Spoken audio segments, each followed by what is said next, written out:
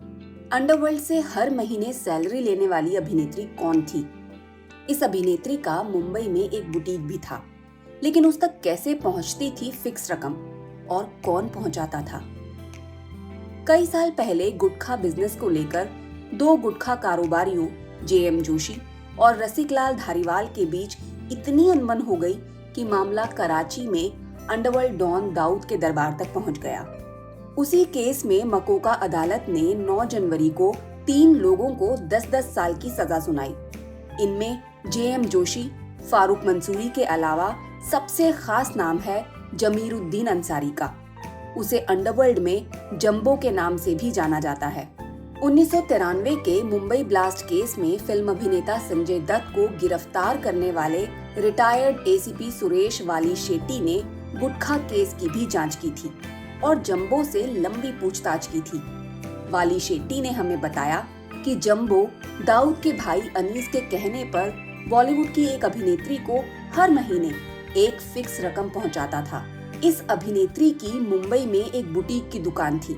उस अभिनेत्री का गुटखा केस में कोई कनेक्शन सामने नहीं आया था, इसलिए मुंबई क्राइम ब्रांच ने अभिनेत्री से पूछताछ नहीं की थी। बाद में केस सीबीआई को ट्रांसफर कर दिया गया था। जंबो को 27 सितंबर 2004 को गिरफ्तार किया गया था। उसके पास से तब एक पिस्टल और 4 कारतूस बरामद किए गए थे। गिरफ्तारी के बाद हुई पूछताछ में वो अंडरवर्ल्ड, डी कंपनी और एक बॉलीवुड अभिनेत्री के संबंध में कई राज खोलता गया। वाली शेट्टी के अनुसार जंबो साल 1992 से दाऊद के भाई अनीस से जुड़ा है। अनीस तब दुबई में रहता था। जंबो भी अनीस के घर में ही रहता था। 1993 में मुंबई बम धमाकों के बाद डी कंपनी के ज्यादातर लोग पाकिस्तान शिफ्ट हो गए।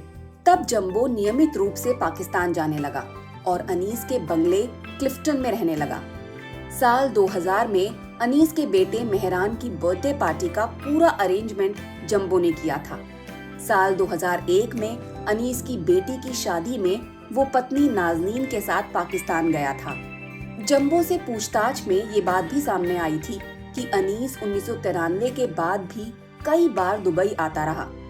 जंबो ने मुंबई क्राइम ब्रांच को बताया था कि साल 1999 में माणिकचंद गुटखा के मालिक रसिकलाल धारीवाल और गोवा गुटखा के मालिक जेएम जोशी के बीच बिजनेस और मोटी रकम को लेकर विवाद शुरू हुआ था।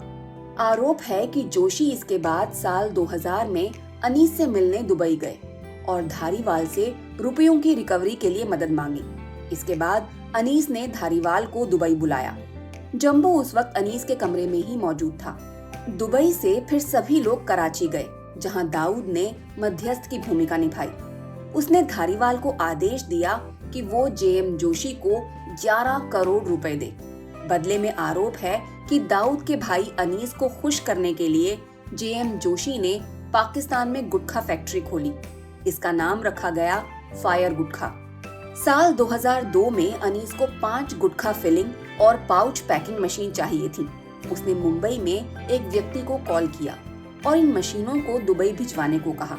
इस व्यक्ति ने अनीस के कहने पर इन मशीनों को मुंबई में बनवाया और जंबो नामक आरोपी के जरिए इसे दुबई भिजवाया। दुबई से इन मशीनों को फारूक मंसूरी ने पाकिस्तान पहुंचाया। मुंबई क्राइम ब्रांच की जांच में सामने आया कि फारूक मंसूरी मुंबई के चर्चित जेजे शूटआउट में शामिल था। साल 1993 के मुंबई बम धमाकों की साजिश में भी वो शामिल था।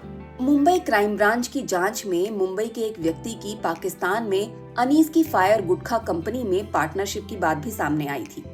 अनीस ने उसे जुलाई 2004 में गुटखा मशीनों के स्पेयर पार्ट्स भेजने के लिए फैक्स भी किया था।